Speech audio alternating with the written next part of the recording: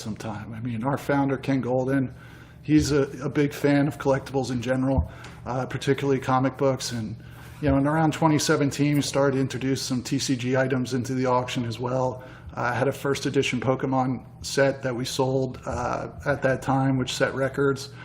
So him and I have kind of been discussing this for a long time. It's something that we wanted to see years ago, but fortunately for us, it's kind of all come into place, and something that we're really excited to bring to the community, including video games, which at that time was not really something we were even discussing. So it's been an interesting progression, and something we're really excited to bring to everybody. We've already had almost $3 million in bids already in the opening days. So, the people have spoken. I think this has been long overdue. Yeah, well, if anybody watching wants to go and get in on the action, you can go to GoldinAuctions.com to bid on this auction or to consign for future auctions. Let's start digging into a bunch of the incredible lots available for everyone to get in on this trailblazing auction here. We're going to start with you, Nick, to kick it off with a comic book here. We've got Batman, the Caped Crusader from 1940. What do you know about this one? Everything. First of all, just look at the cover, Scott. The cover itself, just Batman and Robin kind of swing into action. It lets you know everything that's about to happen. But what makes this so important is that this is Batman's first standalone series. He appeared in Detective Comics number 27, but this is where you get the real story of Batman, the first appearance of the Joker and Catwoman. But more importantly, Batman has an altercation with Hugo Strange where he has to kill a bunch of these monsters that Hugo Strange met. And it was met with such an uproar that the publishers at DC Comics, they told Bob Kane and Bill Finger, the creators of Batman, that Batman could not kill ever again. And that set the tone for Batman for the next 80-some years. So this is probably this is the most, in my opinion, the most important Batman title that's out there.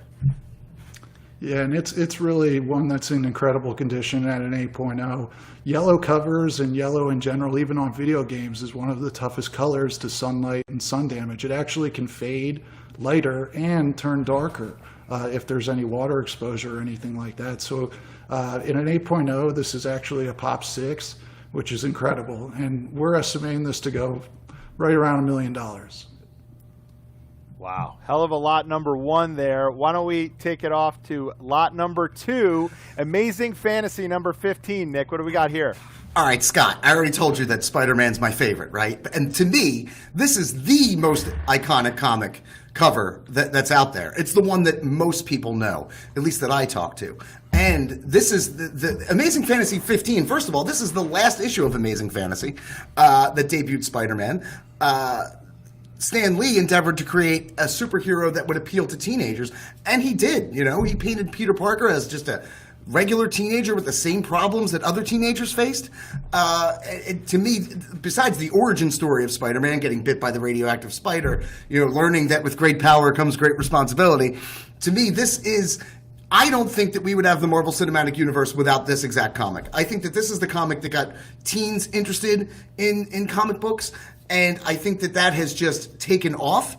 And to me, look at the Spider-Man films. You see the new Spider-Man trailer? I'm excited for the Spider-Man trailer. And we have to thank Amazing Fantasy 15 for that.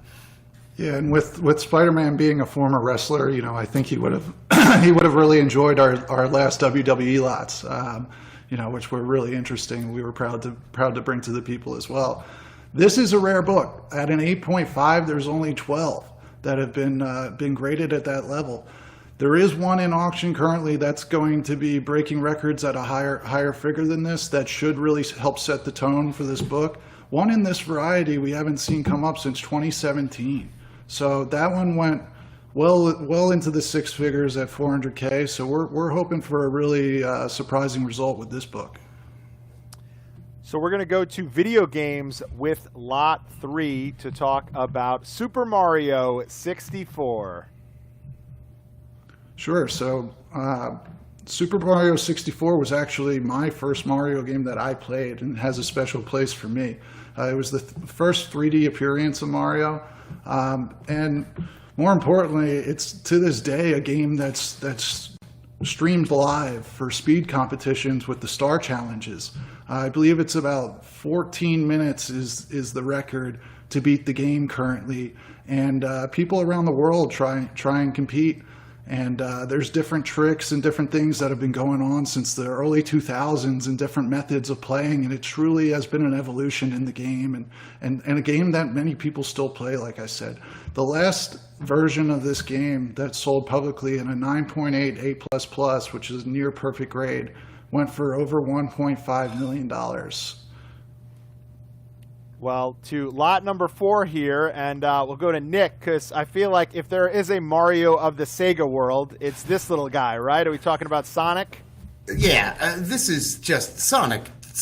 You have to understand something, that Sonic's entry into the console world in 1991 really started the console wars of the early 1990s between Sega and Nintendo. And this game is absolutely fantastic.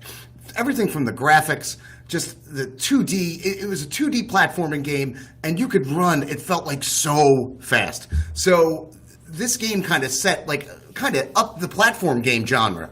It really took it to the next level. And I remember playing it. I remember getting the Genesis and getting it for this game. I didn't get the Super, and I'm a Nintendo loyalist, and I got the Genesis before the Super Nintendo, just because Sonic was that good, and you'd run, you could go through loops, you get hit, you'd lose all your rings, it was bananas. So, to me, this is one of my favorite games, and sure, I'm being nostalgic, but man, it's just a tremendous game. It really was a benchmark game, and really was a landmark game, and really set the bar for how platform games would progress on every system. So we've talked about comics, we've talked about video games, we've also got TCG in this auction. So lot number 5, Jared, why don't you tell us a little bit about Charizard here? So in my opinion, this is one of the holy grails of TCG. This is what we would call a first edition holographic number 4 Charizard in Gem Mint 10 perfect condition. Now this is a little bit similar to what we've seen in our sports auctions with graded cards, so it does translate over in the grading aspects and how it is a 1 through 10 system, which is a little bit different than some of the other grading systems we go through, as far as with 9.5s and 10s and staying within those numeric systems. Charizard for me though was my first form of currency. I mean, when I was growing up, we traded cards, and Pokemon was the first cards we traded. I wasn't really given money as a kid. I was given packs of cards and got Pokemon cards by choice. And I knew if I could trade for that Charizard, that was a real winner, And so for me, there's a lot of nostalgia to this card. It's something that I and my friends looked for, traded for, tried to get our parents to buy us at a young age. It was really a chase card. Even when it came out back in the day, it was something that if you had one, man, you were just the cool kid on the block at that time. So, with this, we're expecting the Charizard to bring well into the 6 figures, and TCG has such a great following and so many influencers involved and different people who are great in the community. It will be interesting to see where this one goes, because it is a really well-centered example. Now, is this the most natural fit, sort of segueing into TCG from sports collectibles, since the cards themselves are graded the same way, similar packaging? Talk about, as a consignment director, was this kind of the easiest transition into TCG from the stuff that normally shows up in Goldin Auctions? I would say yes. The reason being is just because you do have the same companies involved with grading and the same aspects that you're looking for. I mean, there's different intricacies to different cards and things like that, but at the same time, it is the most transferable due to the fact that you are still looking at condition with cards and different things of that nature. The biggest difference between TCG and sports cards is that there isn't limited edition variations for the most part. There aren't one-of-one Charizards and things like that where people are chasing and opening packs for those. They're more so ratios into packs. So that is where the biggest difference is. But yes, out of these categories, it's by far the most transferable. Nick, let's kick it off with another comic here. I think we're going to go to lot number 6. Another familiar face. Tell us about Superman number 1. Okay, Superman number 1. This is, Superman debuted, as everyone knows, in Action Comics number 1. But this is his first standalone comic. It's you know, it states the origin of Superman. This comic, you have to understand something. This comic, the importance of this comic is that Superman, after this, would be the most popular Superman from this point till the late 1980s. So for 40 years, Superman dominated the comics, and it all started with this one. And just look at it. Look at the cover. Just look how majestic Superman looks. I mean, enough. Like, I can't imagine. I'm blown away by it, and it's 2021. I can't imagine what it would have been like in 1939. So, to me, in my personal opinion, Superman, this really kicked off comics. You could really say that. Yeah, and with only 78 graded universally total, this is a rare book. This is one that's probably not going to come up very often again. And even at a 1, you know, which a lot of people would sneeze at, there is only 11 that are graded. So it's not something that you should pass over by any means, even with the condition issues to the cover and things like that. This is an item that should be taken very seriously by comic collectors, and we're expecting 6 figures for this. Let's go to lot number 7, DC Comics Showcase number 4. Nick, you want to talk about this one? Okay, this is considered the comic that kicked off the Silver Age of comic books. It's the first appearance of Barry Allen, his girlfriend Iris West. This is fantastic. You know, if you're a fan of the Flash, this is the comic to get if you are a fan of the Flash. The most important Flash comic book that's out there. And has the Flash risen in popularity since he started appearing in these Justice League movies and things like that? Now he has his own show on CW? In my opinion, I think that the show made him more popular because the show on the CW was fantastic. It really is well done. The character, as he's portrayed in the DC, you know, cinematic universe, is fantastic. So I think that he's got a solo film coming out in 2022. I think it's going to be great, and I think that you're going to see comics like this. As more properties move to the silver screen, they're going to increase in value. That's just the way it's going to go, you know? And I don't think that this is going to be one of those comics that does raise in value. Silver screen, silver error, it all translates. There's no doubt about that, you know. So this is only going to be a pop 7. This is another rare book in a 7.5 condition, and obviously a super iconic cover, you know, having some film aspects to it as well. There's only 20 that have been graded higher, so it's something where you're not going to find many of these floating around there, that's for sure. We're looking at about 70,000 plus for this book. So one of the smaller comic book characters, the Flash, to one of the bigger comic book characters, I think, of all time, physically at least, the Incredible Hulk, number 1. Nick, what are we looking at here? Okay, what's crazy about the Incredible Hulk is that I think it was Jack Kirby who got the inspiration for the Hulk after he watched a woman pick up a car off of her baby. That's not a joke. That's serious. I know, but and you know they based it on Jekyll and Hyde. You know, Bruce Banner, who, you know, gets hit with gamma rays after saving his friend and then transforms into the Hulk. I mean, and now the Hulk is a cornerstone of the MCU. So from 1960, you know, what is that, 2 or 3, to now, he's still a popular character. So books like those are just going to increase in value as the Marvel Cinematic Universe keeps going on. I mean, come on, the Hulk's the best. He's crazy. He's green. He breaks things. He's completely unreasonable. It's a wonderful, wonderful character, and probably one of my favorite next to Spider-Man. Nick, have you ever been the Hulk for Halloween? Yeah, of course. But look, I'm 5'5", so I painted myself green, and people are like, "What are you, like the Green Giant? Maybe?" Like people were very confused because I'm not a muscular person, so they were like, "Please, just." So I ended up like washing myself off in the bathroom because I looked terrible. Yeah, at 6'5", I think that might be more appropriate. You can pull it off, Jared. I think the cover says it best with the Hulk. You know, man or monster. It's something where they ask the question immediately, and it kind of stays the theme within it. It's a great title. It's one we're really excited to have. Pop 42.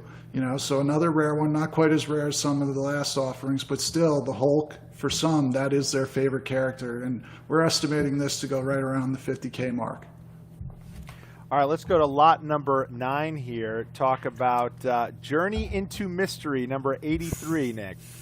Thus begin the saga of Thor in this issue. How great is that? Begin the saga of Thor in this issue. This lays out the origin story for Thor. If you are a Marvel Cinematic Universe fan, you're going to see some characters in there that you saw in Thor Ragnarok.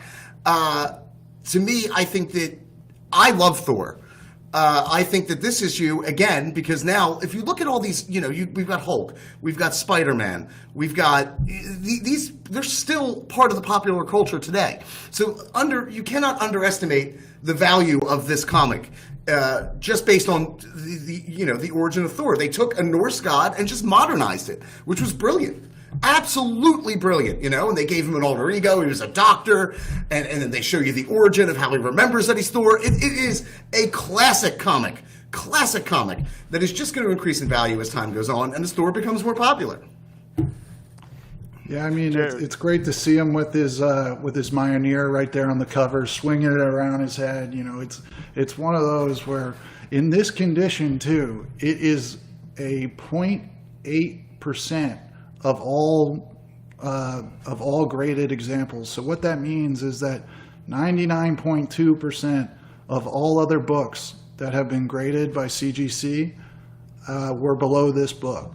So we're talking a Pop 11. We're talking one of the creams of the crop when dealing with Thor here. If you are a Thor fan, this is easily one of the best offerings that has came up in a long time. So we're really excited to have it. We're looking at about $400K for this, and the colors are just beautiful. It just jumps off the page. For being from 1962, it's one of those that you look at and you just say, wow. Let's go to lot number 10 here. I believe our second appearance from the Web Slinger. It's the Amazing Spider-Man #1, Nick. Yeah, you have to understand that they didn't think that Spider-Man was going to be popular enough to get his own title. I mean, and here he appears in 1963. You've got the Fantastic Four, the Chameleon.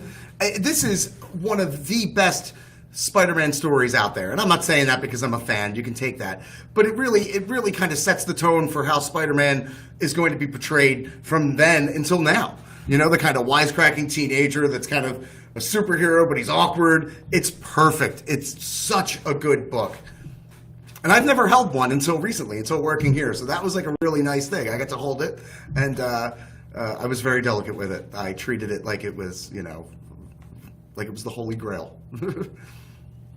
Hey, this stuff is treasure, and you got to treat it like that. It is. So we sometimes take it for granted when we get to see this stuff so often, but these things are just incredible to come into our way, and I mean with AF-15 and the popularity of Spider-Man's appearance, like you said, it was only a couple months before he had his own book. I mean, Stan Lee recognized immediately, hey, we got to get this guy going. We got to sell more. We got to build something behind this guy, and build they did. And think about how important he is that Marvel struck a deal with Sony so they could bring him into the MCU. That's how important Spider-Man is. I mean, some of the films we can, the ones from the early 2000s, I'm not a big fan, but they were popular and people love Spider-Man. So like that gamble that they took on Amazing Fantasy really paid dividends. It really did. And I mean, now he is probably the most popular character in fiction. So it's unreal how popular Spider-Man is. Well, as we said, people can already start bidding on some of these items. And Jared said, I think quite a few bids have already come in, but you can get in on the action over at GoldinAuctions.com. All this wraps up on September the 18th. Jared, I want to ask you about something that's come up a few times now. We're talking about the MCU. Obviously, comic books have become big business on the silver screen as well as on the page here. To use another comparison to the sports card world, whenever we do Goldin Live, we're always talking about the real-life events in the games and how that kind of sparks the market for someone. Maybe they go into the Hall of Fame or they win an NBA championship, things like that. Do release dates and the success of these films and now even these TV series, does that kind of kickstart the value or kind of uptick the value on some of these characters' first appearances or their lines in general now that they're sort of winning on the screen the same way the players are winning on the court? It absolutely does. I mean, anything that's relevant at the time or brought back into people's minds brings back the nostalgia.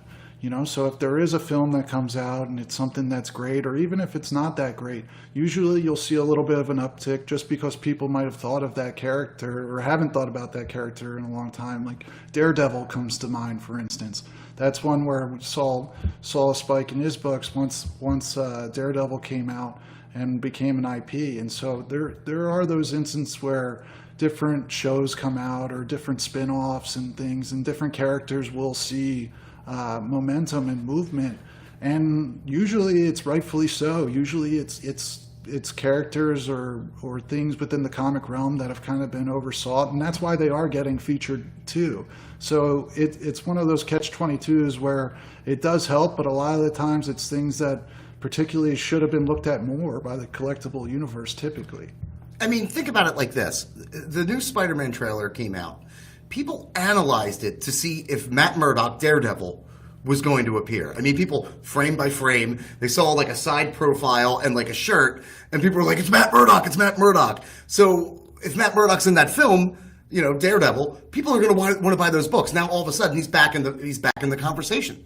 So to me, yes, I think that when I see, like I collect a lot of action figures, so when I see these characters pop up, be it DC or Marvel, I immediately go out and buy the action figure because I remember. It triggers my memory. I go, oh my God, I want that. I want that comic book. Let me start reading that comic book again. It's been a while since I checked in on Daredevil. What's he up to? So it definitely, without a doubt, gives it like a little boost. You know what I mean? Yeah, this new level that we've hit with the movies, a lot of people credit the Avengers with it. That's the next comic we're going to be looking at here. Nick, why don't you tell us a little bit about the Avengers #1? Okay, Avengers #1 is really interesting because it was created by Stan Lee and Jack Kirby in response to the DC's Justice League. And this cover, this gorgeous cover, which was done by Jack Kirby and Dick Ayers, is beautiful. It's got Thor, Hulk, Iron Man, Ant-Man, the Wasp facing off against Loki. It is an amazing, amazing, amazing cover. And what I really like, too, is that they took these pre-existing Marvel characters to create a team who, quote, fight the foes no single hoop superhero can withstand. And that is just, to me, is wonderful. That's the cornerstone of the MCU, if you think about it. That's how they started, with Iron Man in 2008 and then with Avengers in 2012. I mean, this is where that began, that superhero team-up. So, yeah, it's a ripoff of the Justice League, but it's better than the Justice League. And it's a fantastic book. How many people really would have known about Ant-Man and the Wasp if they weren't the Avengers? I mean, really, now Ant-Man and the Wasp have their own films. So the impact of that it's still felt today. And it's just to me, that's a great book. That is a really good book. And if you're a comic collector, that's a book you want to own, because the Avengers, they are the cornerstone of the MCU. It's just as simple as that. And who wouldn't want that copy? And I can echo that and then some. As far as all of the books that we have in this auction, this is possibly the highest caliber book that we have. It's a 0.1% of all graded examples. It is a top 5 with none graded higher. That's 0.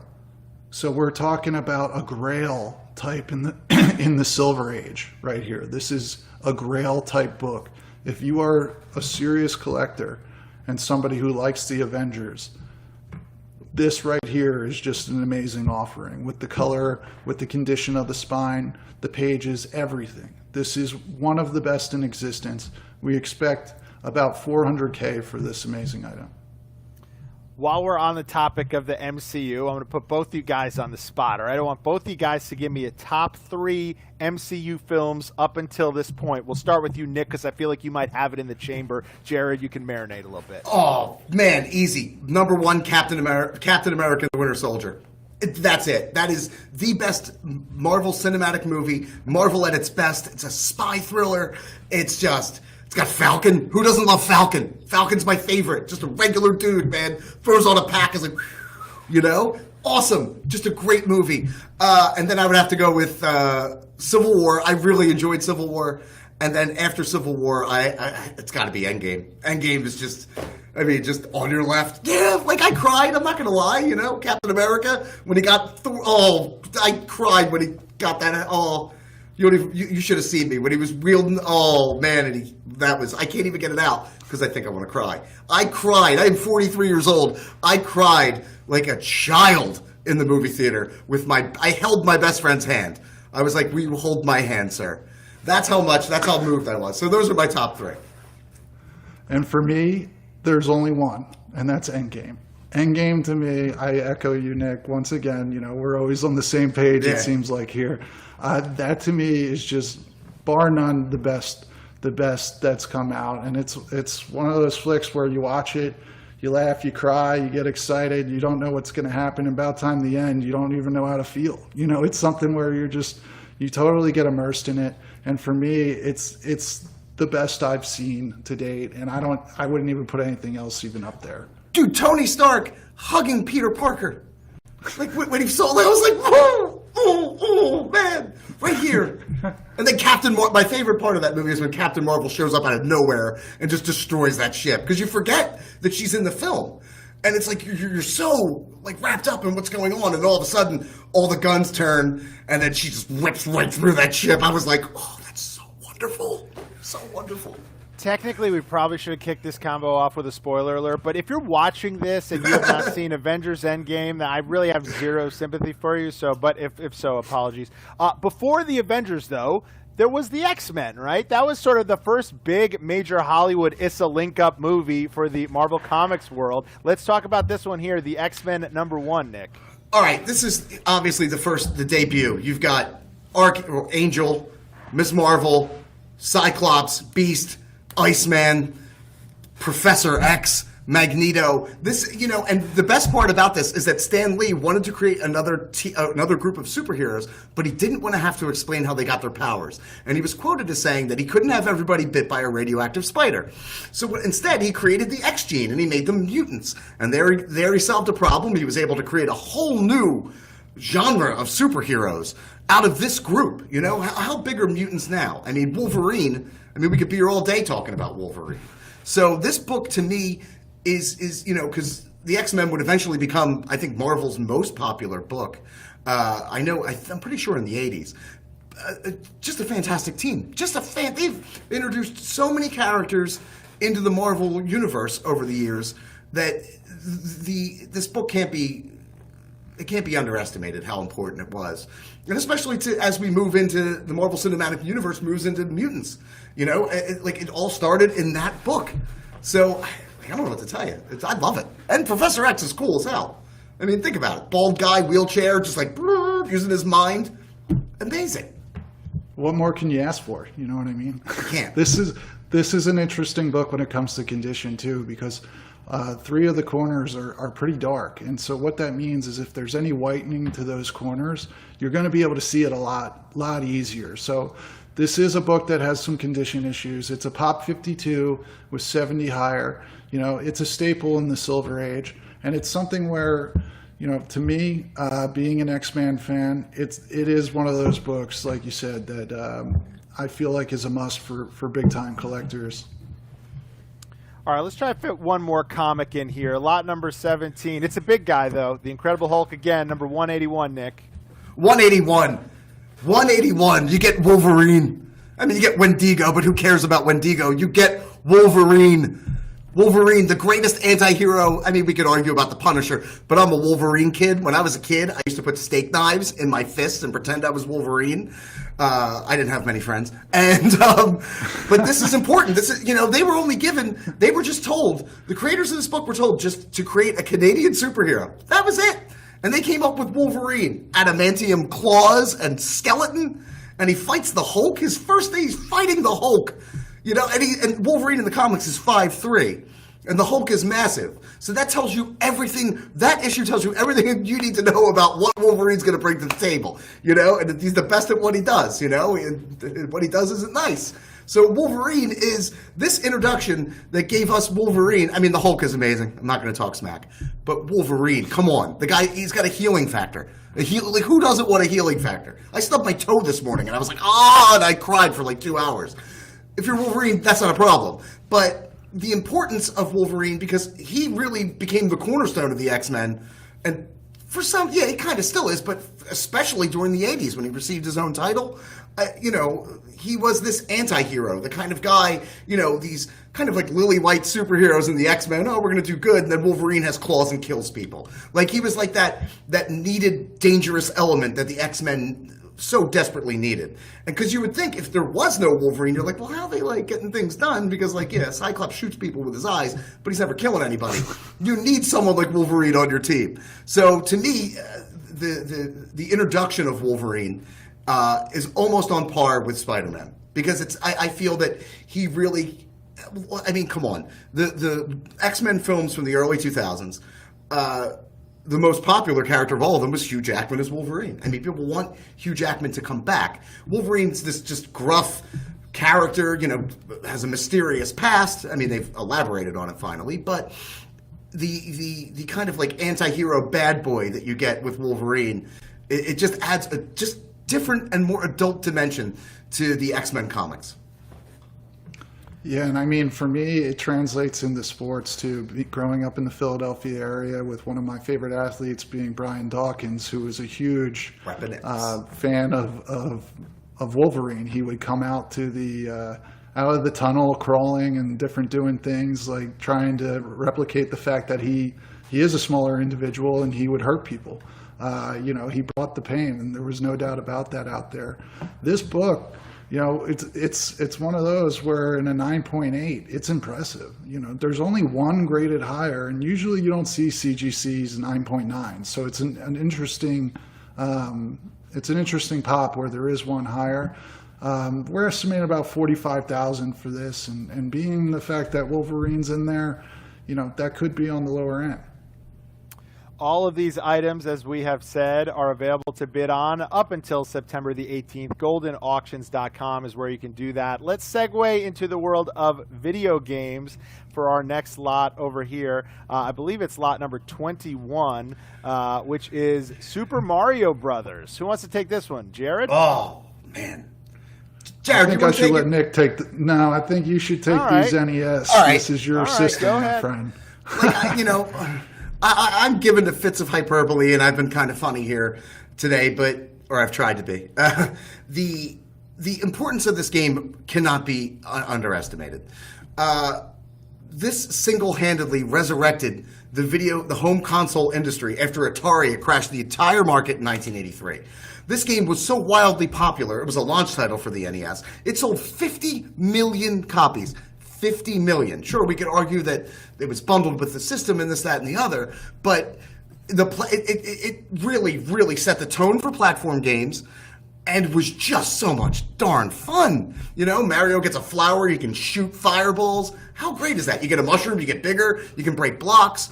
It was the first game I ever played on the Nintendo. I played it at my neighbor's house, Mike Lafferty, sweet guy, and I remember playing World 1-1 for the first time, which is technically like a tutorial, and just being blown away by it. This is the game that got me addicted to the Nintendo Entertainment System, flat out. And then, as you progressed through the game, you found you could find secret levels. There was a free man trick on level 3-1, where if you hit a turtle against a block, you get like unlimited lives.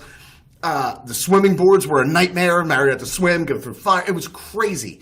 And I love this game so much, I named my dog Bowser. That's how much I love this game. That's how much of an impact it had on me. Yeah, I mean, to me, Mario is kind of like the Jordan of video games. It's comparable. He is it. I mean, as far as an IP goes, and on Nintendo, Mario is where it's at. And with this hang tab version, this early 5th print, it's something where we're already seeing competitive bidding on this. The last I looked, it was over 200,000.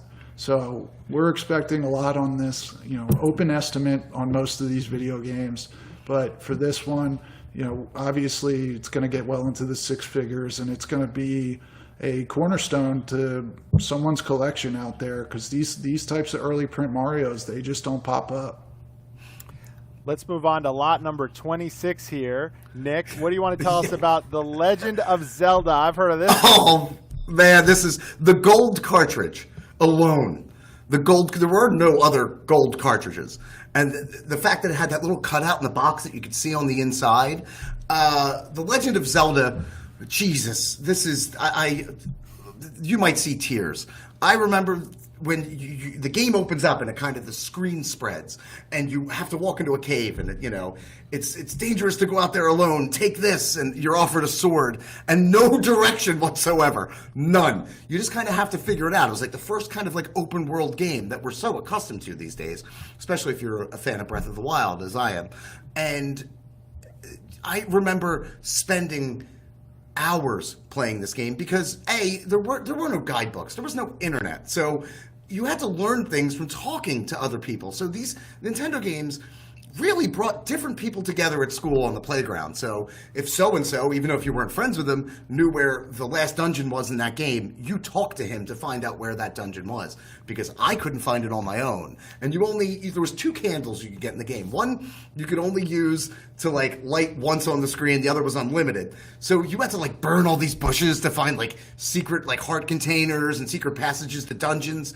And it was just this game that like let your imagination, it played along with your imagination. And that's what made it so great. And the music, the music alone is iconic. The graphics for the time were incredible. And just like, I remember when I finally found the red ring, which is like the last kind of armor in the game, I was like flipping out. And then defeating Ganon, it was one of those experiences, like as a child, that kind of is just seared into your memory. I'll never forget beating that. Me and my buddy Mike, we beat it together, we embraced, and then we ate a rotisserie chicken. Like that is like, I will never forget that night in my entire life, because it was those games, they had such a pull to them because there was just a little bit of story, and you had these booklets that you had to read, and you get a little bit of it, but then it was kind of up to your own imagination to kind of play along with the game. And that's what I think kind of made Zelda such a great game, and why it continues as a franchise nearly 40 years later. Why haven't we gotten a movie yet, by the way? I feel like for such a big game that everyone universally loved, that had such a complex story, I'm shocked that in 2021 we never got like a big tentpole Zelda movie. Is it still possible? Scott, have you played Breath of the Wild on the Nintendo Switch? No. It is the most majestic video game ever created. You don't need a movie. It would only sully the integrity of Zelda. But before that, I mean, I feel like, I don't know why in like 2002 we did not have a Zelda movie. I'm shocked, actually. We had a Mario Brothers movie with John Leguizamo and Dennis Hopper.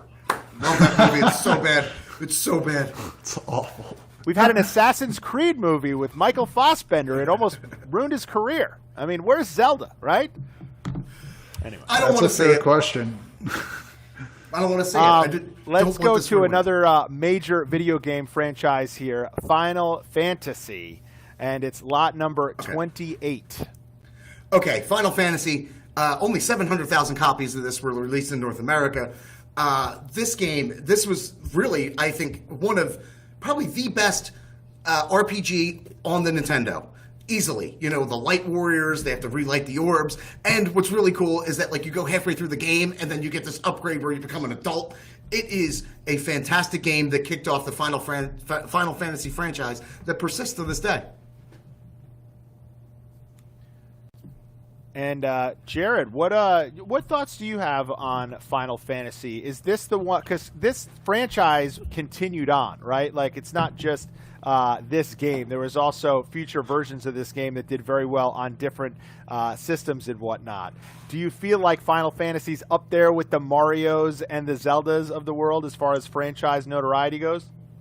Absolutely. I mean, it's one of the greatest IPs. It actually started originally the concept name was Fighting Fantasy, and it was only designed by 7 people. And this game has kind of transcended the different generations. For me, I started playing it on Final Fantasy Tactics on Game Boy Advance. Like they come out with so many different variations of Final Fantasy that you can find a game within the IP that works for you. Even if it's not NES or whatever. I mean, I played Final Fantasy X, which was the first major graphic difference in Final Fantasy when they went to PS2. I played that all the way through to the end, and I mean, that game really was one that captured me, especially on the PS2. And it was something unlike I usually played. It wasn't a game that I typically would pick up. So I think Final Fantasy absolutely warrants being, a top 5 IP within all games. We're going to move on from Final Fantasy to another OG for you, Nick. What do you have to say about Contra, lot number 33? I'm going to say one thing. Up, up, down, down, left, right, BA, start. That's it. The Konami code, but known as the Contra code, that gave you 30 lives so you could beat this incredibly hard game. 30 lives for you, only 1 life for that rotisserie chicken. What do you have to say about Super Mario Brothers 2 here? Based off of the Japanese game Doki Doki Panic, kind of rebranded in the United States, after the sequel that they made was deemed too hard for American audiences. So this is a great game, a little bit trippy, a little bit out there, kind of like from a time when video games could kind of diverge with their sequels. So it was really kind of a creative kind of leap for Nintendo to do this, and I really think it landed. And plus there was like this mini game where you could gamble for free lives, so I'm sure a bunch of people were in Atlantic City losing their money because of that. I mean, the whole game was a dream.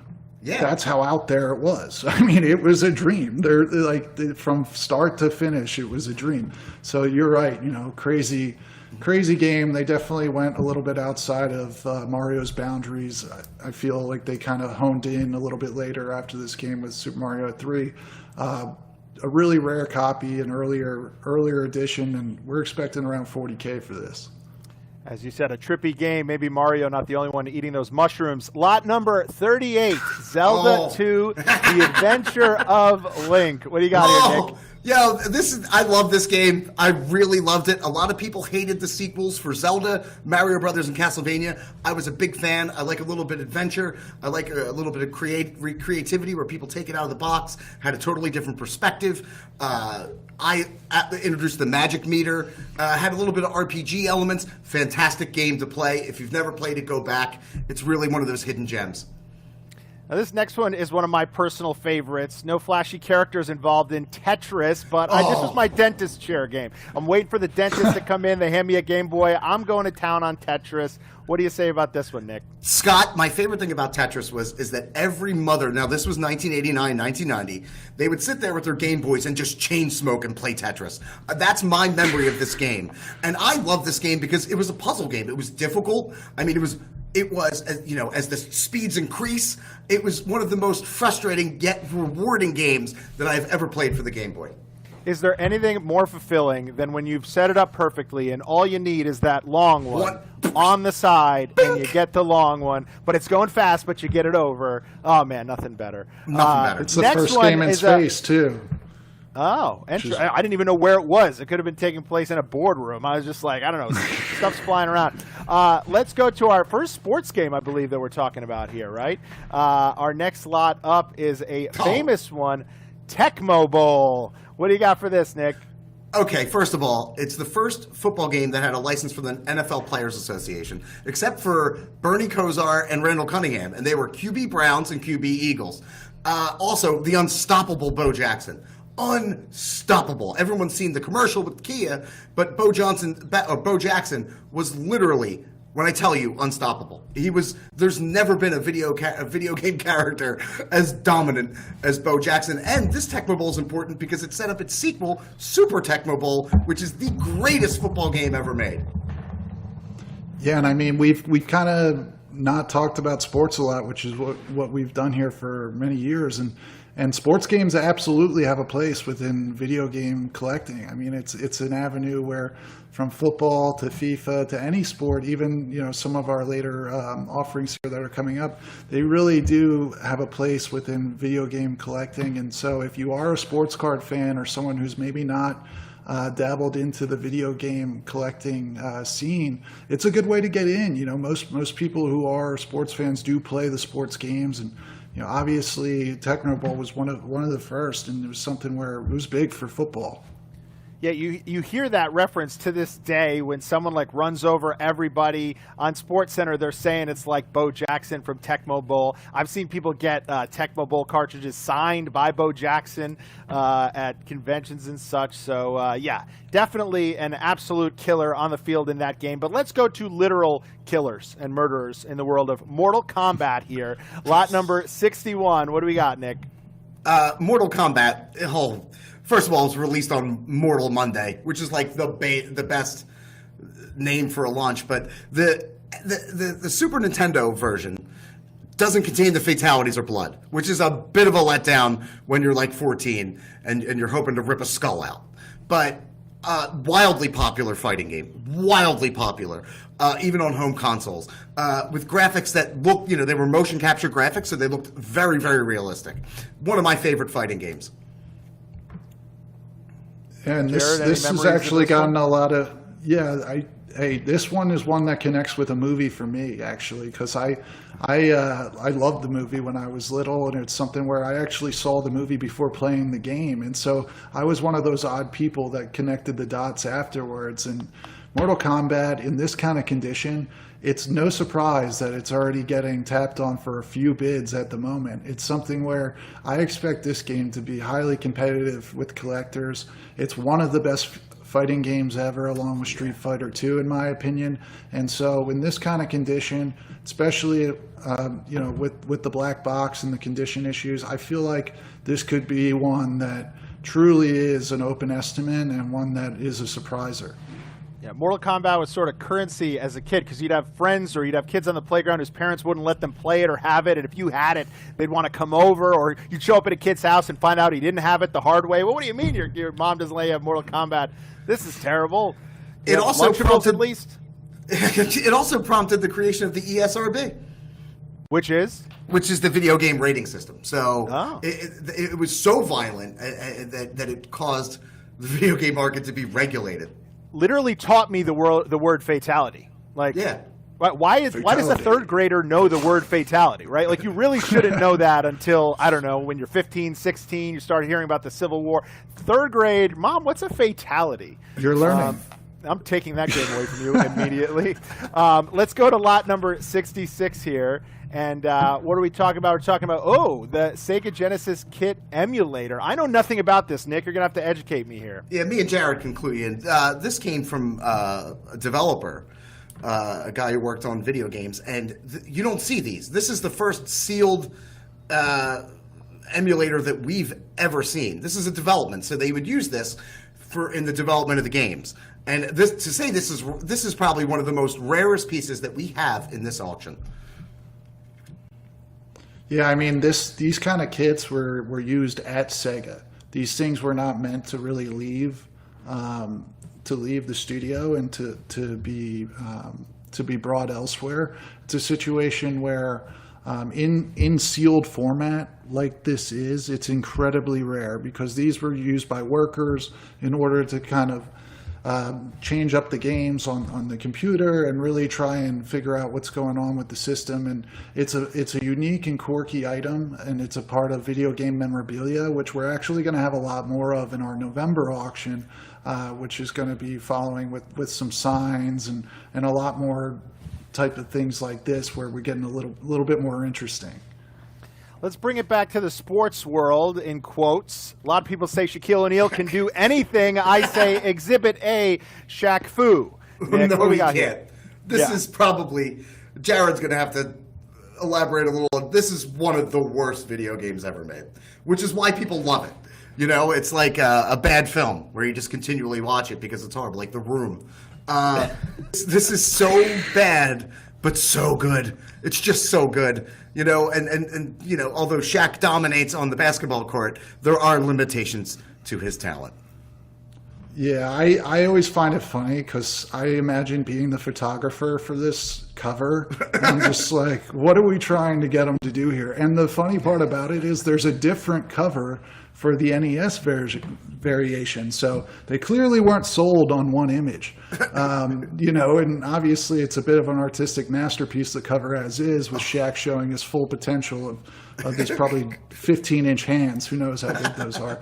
But yeah, this is this is one of those quirky games where it's another sports-centric game. It's the first time that Shaq appeared on a video game, and just like comic books where we see first appearances and things like that, that does make a difference. And so we're starting to see different covers and different athletes with their first appearances gain collectability within the market because of the fact that people do want the first time that they actually signed a deal with the video game company. I can't even imagine what they signed the deal for Shaq on this for. Probably wasn't much. It's one of those things where our own still Ken too Goldin much if has you ask had, me for what they got. Well, Yeah, all right, right. first, I just love that they had to throw the CD in there too. Like we got to somehow sweeten the pot here. Let's just throw the CD in there. Oh.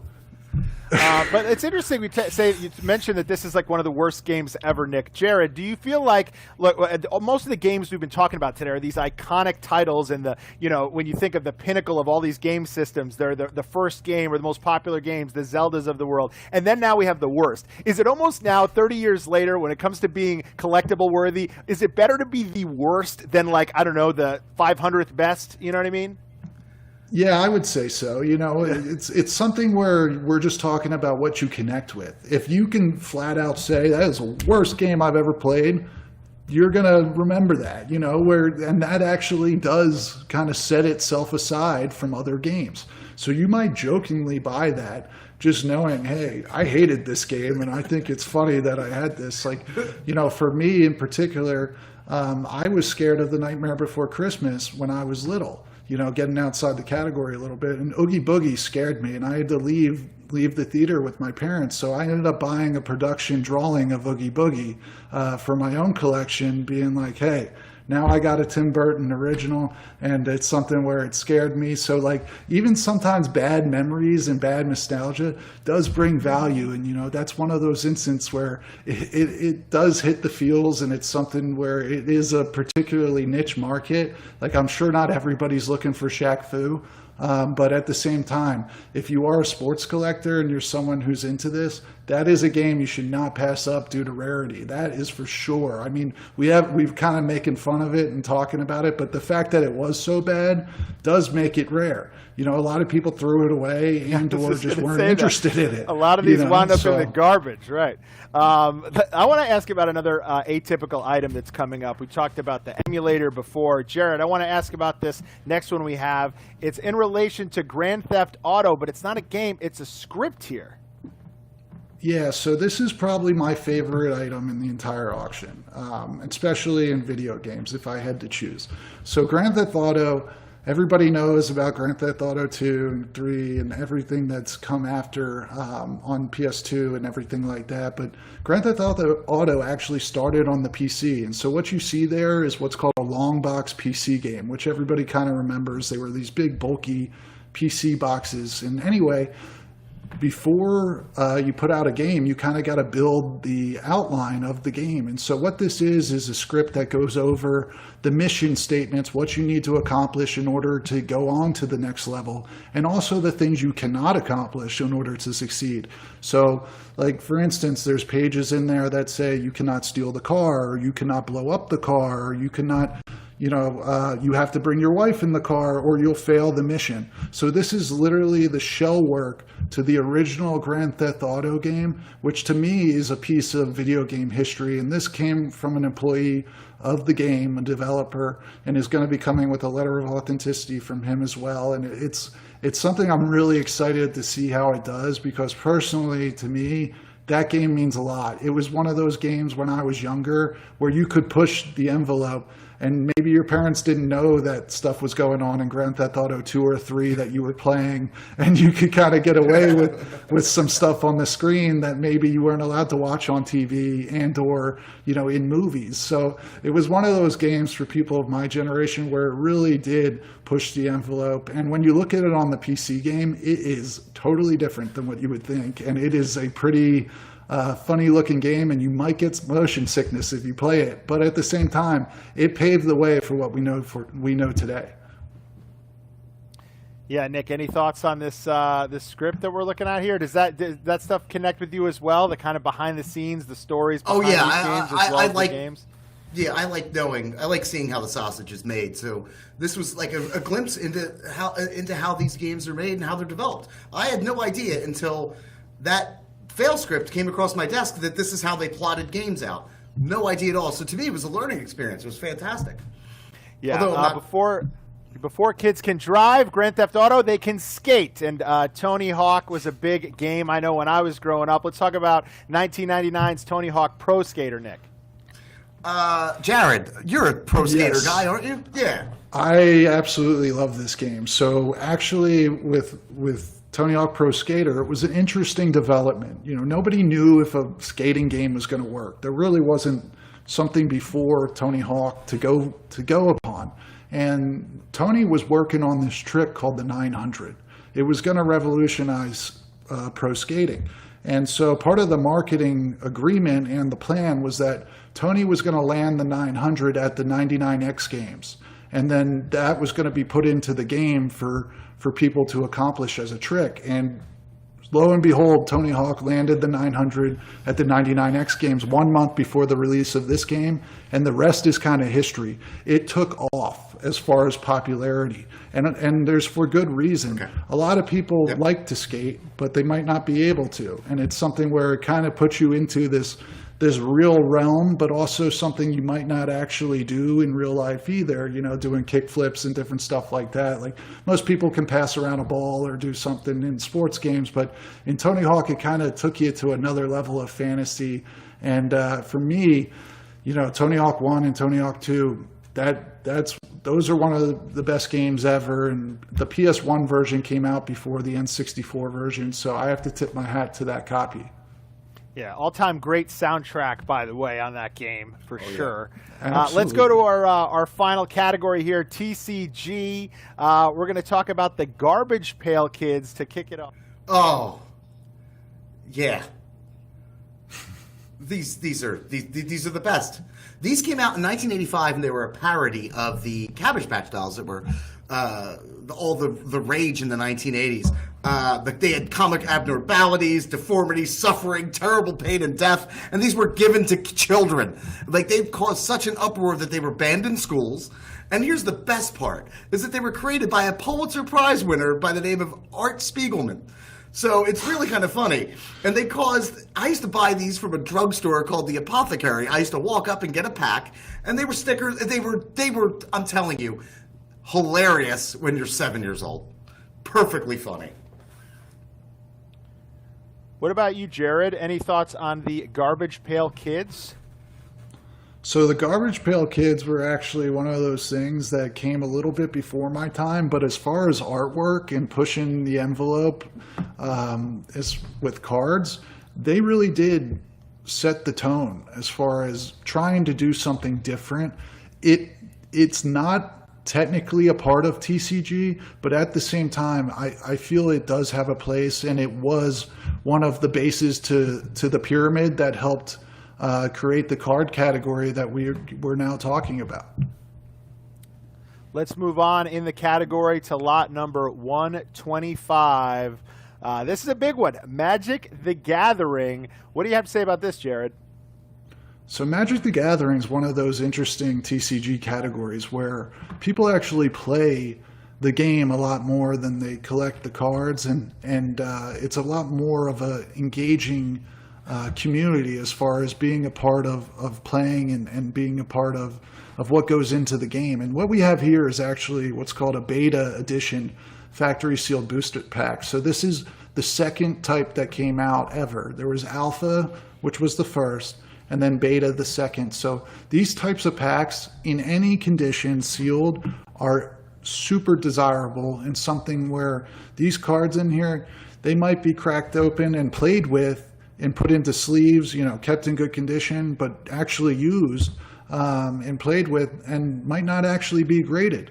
It really depends on who's buying them and what's going on, and that's where Magic is a totally different community than Pokemon or Yu-Gi-Oh or any of these other TCG categories where the actual gameplay is a dominating factor of the popularity. Speaking of Pokemon, let's move to this Pokemon base set here, Jared. Yeah, so first edition base set, this is kind of what I alluded to in the beginning of the show as one of the staples of how we got into the category here at Goldin. Offered here, we got 103 of the 102 cards, and why that is because of a second Pikachu variation. And so these cards are in 9 or mint 9 condition, which is almost perfect. And for holographics of first edition, I mean, you can't be asking for much more, that's for sure. And so this offering here really kind of sets me back, because I personally put together 3 of these in my time in PSA 10 form, and I'm excited to see what the 9 variety is going to bring. I got to ask, so you mentioned you still play with these cards. Do you have to decide whether you're going to grade it or be able to play with it? Like, can I show up and bring a graded card, a Magic card or a Pokemon card, and still play it?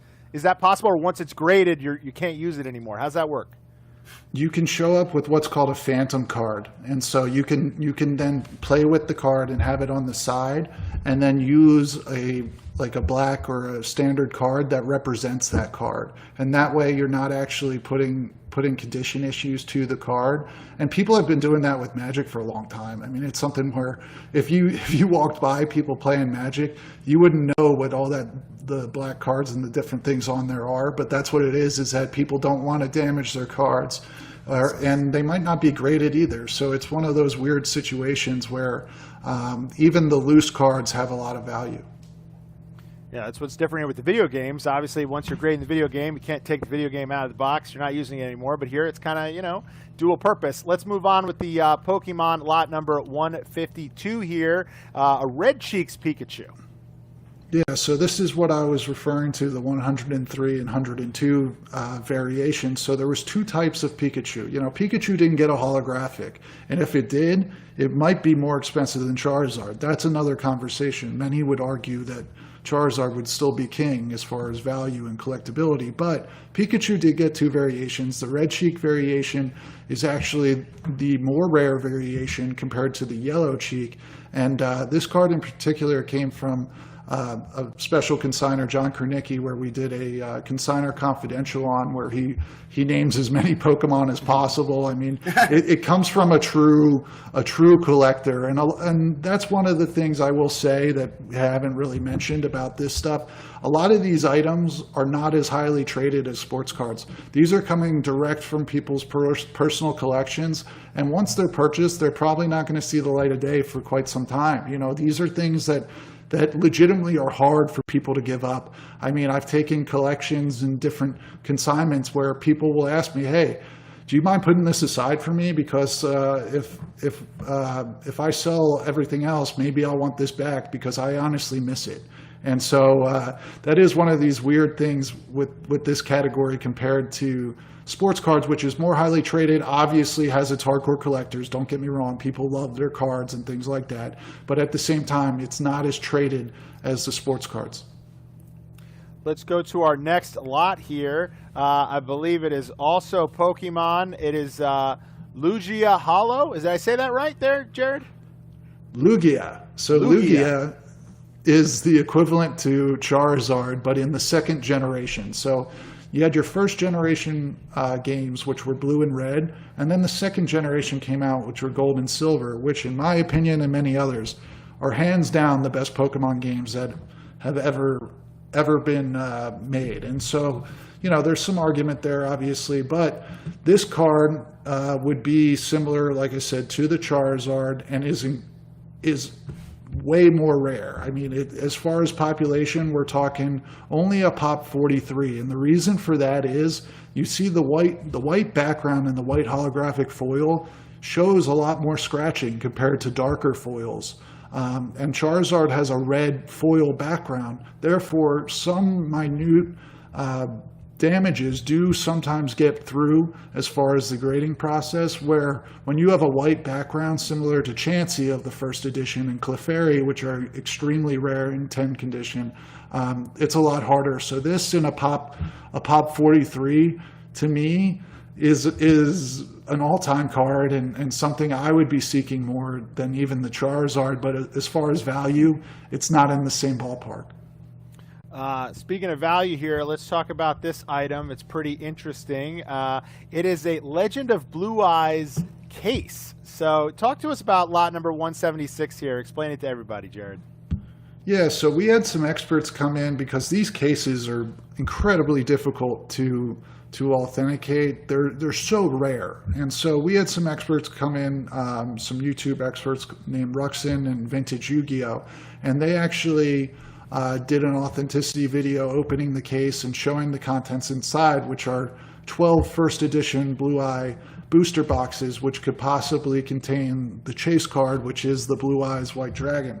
And that card in PSA 10 is easily a six-figure card and is incredibly difficult to source. And an opportunity like this only comes up once in every about 5 or 10 years. These cases are so hard to come by and so rare that we did take the extra step of authenticity with this case to open it, where typically there's enough authenticity and enough understanding of what the contents of the case are that we wouldn't have to do that. But for this, it served a purpose. And with the fact that these are so rare, we wanted people to actually see what was inside, have experts handle and look at the items.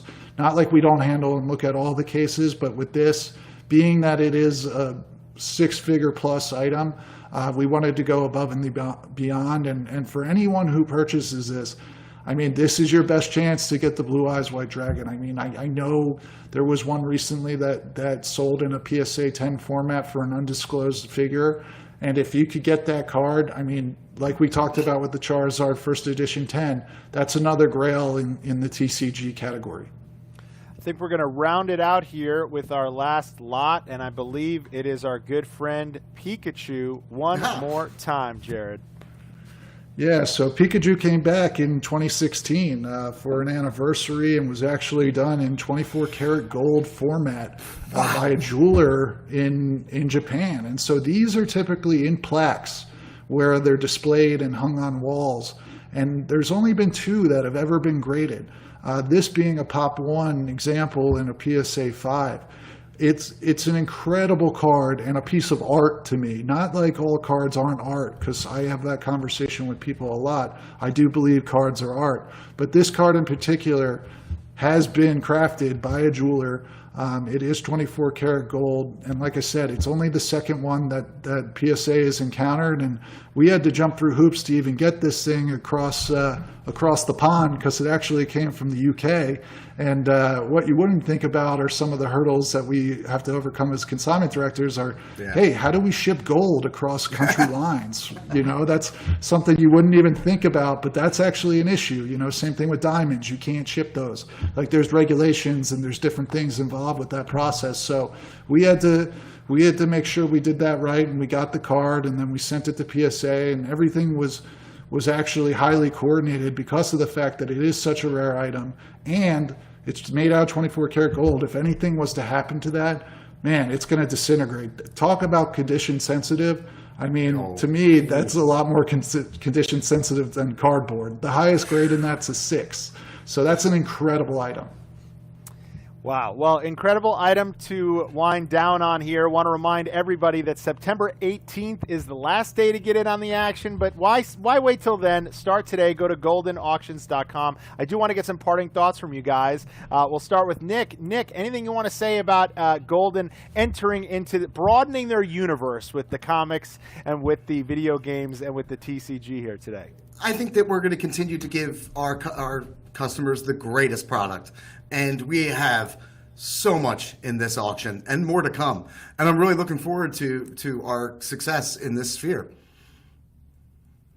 Love it. Jared, parting thoughts from you. We went through a lot of great items. What's your personal favorite of the things we talked about here today? It's definitely that GTA script. I mean, I love that thing. And for me, my departing thoughts are just for the people. I want to thank everybody that's been involved with this process. It's been since 2017. It's been incredibly long and difficult to try and get all what I consider is treasure for the people. So anyone that's been a part of this as a consigner or a bidder, I just want to thank you. I thank everyone for their patience in bringing this category about. And I just am very thankful for the fact that even on day one, we got $3 million in bids. And, you know, this is stuff I have a high passion for. So it really makes me feel good about the fact that people enjoy this stuff too. And really that's my number one thought from all this is I hope people enjoy this stuff. Yeah, definitely. It's fun to look at.